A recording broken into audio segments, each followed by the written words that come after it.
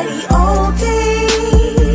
Dead breeze, we rap this shit. Where they pull them weapons quick and snitches be the death of it. OD. Do you hear them? Here they come. Liquors balling out the slums. Here to tell you where I'm from. Mighty OD.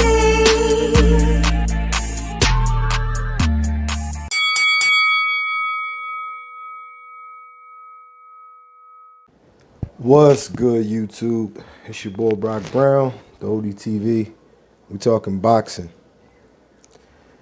Shouts out to my boy Bud Crawford, man. I really am pleased. You know, I won a small bag of shmoney off it, but that's irrelevant. But Bud Crawford, man, that's what I'm talking about. He made short work of Kell Brook. It took him about a round 2 to figure him out.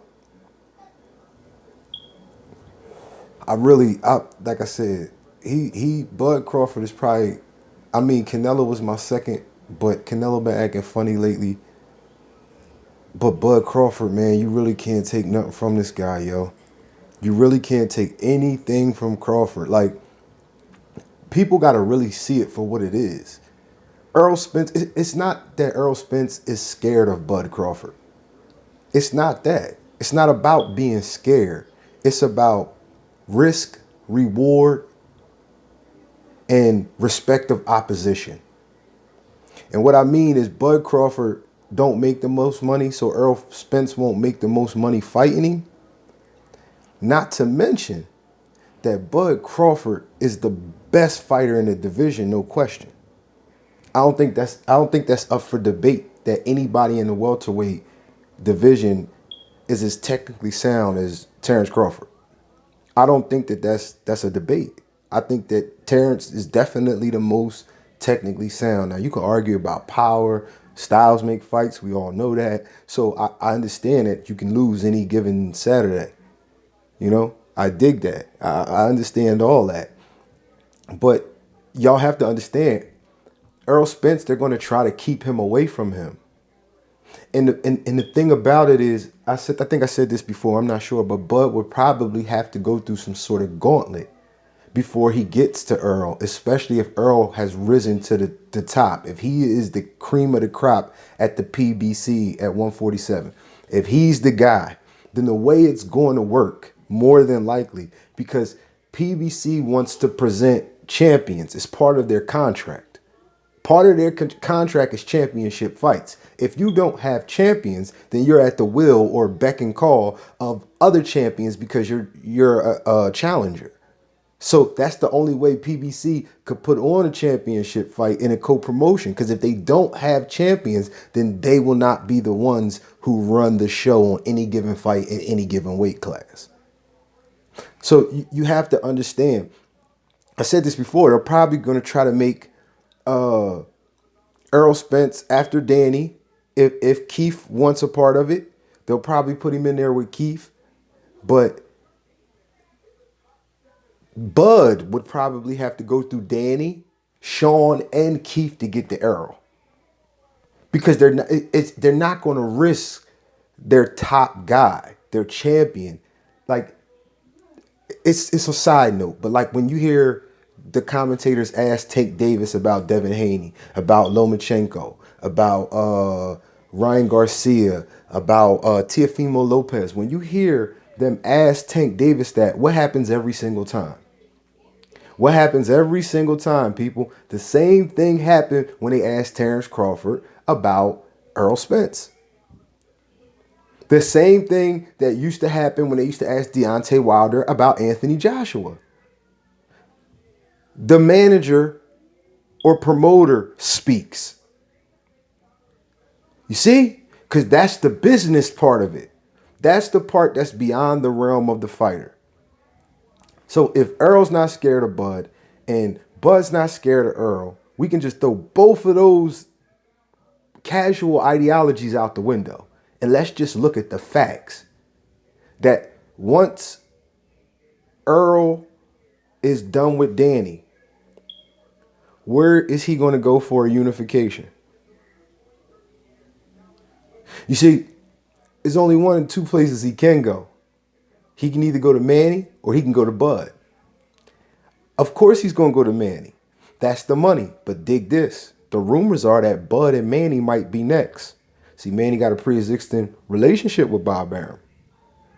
So I hope, and I don't use hope, that's not my thing, but I hope that Bud Crawford gets the Manny Pacquiao fight. He deserves it.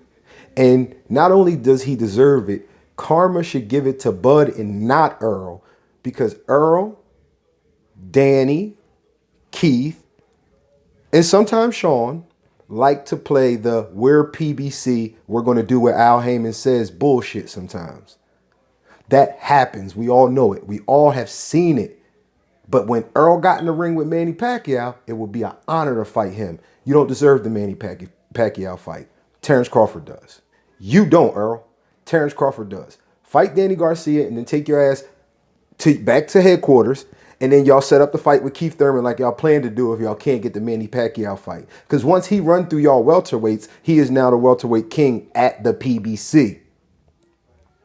And see, when somebody is a king or self-proclaimed king or company-proclaimed king, that can be marketed. That can be pushed. This is why fighters don't fight good fighters every time. Because the O, being undefeated, can be pushed. This is all business, y'all. This is the business strategy that the PBC employs. This is what they do. This is why Wilder had to fight Ortiz twice. But like I said, I'm going to digress on that. Shouts out to my man, Bud Crawford, man. Bud Crawford did his thing Saturday night. Kell Brook didn't stand a chance. He walked into some madness. he walked into that jab, and that was it. Like I said, man. And I'm going to say this at the end. This is the last thing I'm going to say. I'm going to leave it at this. I'm waiting, and I'm listening for all you PBC loving ass niggas. I'm listening for y'all. Remember when you wanted to talk about Wilder knocking somebody out faster than AJ, but y'all didn't want to talk about the opponent that AJ knocked out faster than Wilder? Y'all ain't want to get into that, right? Cool.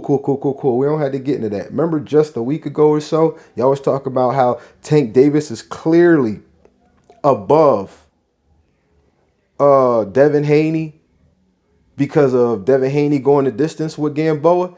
Hey, PBC, what's they call themselves? The LDBC. All you not my American champion people. Remember, Bud Crawford is a black American too. So for all you guys who like to play those games, those race games, those race cards and all that stuff, for all you guys that are into that, right? Keep that same energy you had with Wilder. Keep that same energy you had with Errol Spence. Keep that same energy you had with Tank Davis. Please keep that same energy. Because now Earl is on the bottom of it. Earl is on the bottom of y'all bullshit cockamamie triangle theory. Because we know styles make fights. So who knocks somebody out faster has nothing to do with nothing. But you casuals can have that. All I'm saying is when Devin Haney went the distance with Gamboa, even though Tank Davis knocked him out, and y'all say, oh, he can't hang with Tank Davis. He couldn't even get Gamboa out there. Just listen. Terrence Crawford knocked the bull out, Kell Brook, faster than Errol Spence. So please just keep the same energy. That's all I ask. That's all I ask. Just please keep the same energy. Please tell it the same way. But for all you sites out there who haven't been telling it the same way since Saturday night and will not tell it the same way the rest of this week, we see you. We see how you play. We see how your bias shades the context of the conversation. We see it. Only thing I'm saying to all the subs out there, to all the people who watch any of these boxing shows and the whole boxing community, recognize real and recognize fake. That's all I'm going to say. Brock Brown, the ODTV, peace. Oh yeah, Bud Crawford, nigga. Peace.